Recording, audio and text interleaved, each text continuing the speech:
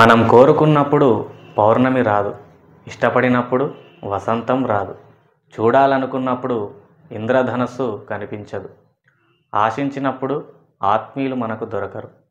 జీవితం ఆనందమయంగా గడిచేది మనం కోరుకున్నది పొందినప్పుడు కాదు, వచ్చినవి పొందినవి ఆస్వాదించినప్పుడే జీవితం సంతోషంగా సాగుతుంది. అలాగే చేతికందిన ప్రతి అవకాశాన్ని ఉపయోగించుకున్నప్పుడే కోరుకున్న గమ్యానికి మనం చేరువవుతాం. అవకాశాలు తమంతట తాముగా మన చెంత చేరవు.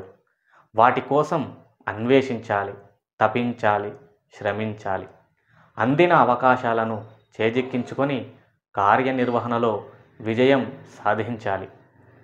రామాయణంలో హనుమంతుడు సీతాన్వేషణ ప్రయత్నంలో ఏ చిన్న అవకాశాన్ని కూడా విడిచిపెట్టలేదు. ఎన్నో రకాల పరీక్షలను, అడ్డంకులను అధిగమించి చివరికి సీతమ్మ జాడ తెలుసుకున్నాడు. రామకార్యాన్ని పూర్తి చేశాడు. అలాగే ఉడుత సైతం తన వంతు సాయం చేసింది. వచ్చిన అవకాశాన్ని సద్వినియోగం చేసుకొని రాముడి ప్రేమను పొందింది. చరిత్రలో నిలిచిపోయింది. అంతర్యామి కురుక్షేత్ర యుద్ధంలో మోహావేశంలో చిక్కుకున్న అర్జునుడి మనస్సును మార్చాలనుకున్నాడు శ్రీకృష్ణుడు. మిత్రుడు, బంధువు అయిన అర్జునుడు అజ్ఞానపు చీకటి లోయలోకి జారిపోకుండా కాపాడి గీతామృత బోధ చేసి కర్తవ్య ఉన్ముఖుడిని చేశాడు. అవకాశాలు కలిసి రావడానికి అదృష్టం ఉండాలని కొందరి వాదన. నిజానికి అదృష్టవంతుడంటే ఎవరో కాదు, కింద పడ్డ ప్రతిసారి లేచి నిలబడేవాడు.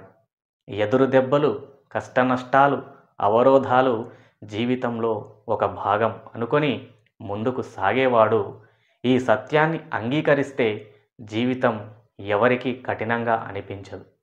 అప్పుడు ప్రతి మనిషి మానసికంగా ఎదగడానికి ప్రయత్నిస్తాడు. ప్రతి సమస్య వెనుక ఒక అవకాశం ఉందని భావించి ఆశావాదంతో ముందడుగు వేస్తాడు.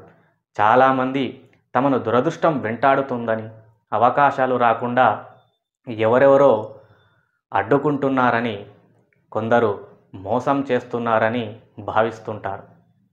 నిజానికి మనకు ఏది రావాలో అదే వస్తుంది. భగవంతుడికి ఎవరి మీద పక్షపాతం ఉండదు. ఎవరు దేనికి అర్హులో అదే వారు పొందుతారని మన శాస్త్రాలు కూడా చెబుతున్నాయి. భగవంతుడి పూజ తర్వాత పువ్వు, పండు ఇలా ఏదైనా భక్తితో, కృతజ్ఞతతో మనం స్వీకరిస్తాం. అలాగే ఈ జీవితంలో లభించిన ఎలాంటి అవకాశాన్నైనా భగవత్ ప్రసాదంగా భావించి స్వీకరించాలి. స్వశక్తితో ఇతరులను ఒప్పించి వచ్చిన అవకాశాన్ని అదృష్టంగా భావించి అనుకున్న లక్ష్యాలను చేరడానికి ప్రయత్నించాలి.